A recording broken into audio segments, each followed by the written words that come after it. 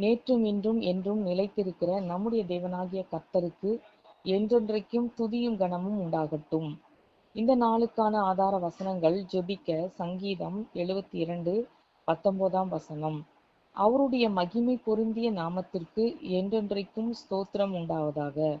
பூமி முழுவதும் அவருடைய மகிமையால் நிறைந்திருப்பதாக. துதிக்க சங்கீதம் 72:17. அவருடைய நாமம் என்றென்றைக்கும் இருக்கும்.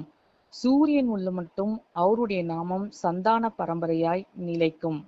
விசுவாசிகளாகிய நாம் இந்த நாளில் ஜெபிக்க வேண்டியது, தேசம் எங்கும் கர்த்தரை துதிக்கிறவர்கள் அதிகமாய் எழும்ப வேண்டும் என்றும், சபையிலே அதிகமாய் கர்த்தரை துதித்து மகிமைப்படுத்த வேண்டும் என்றும் இந்த நாளில் நாம் காத்திருந்து ஜெபிக்க வேண்டும்.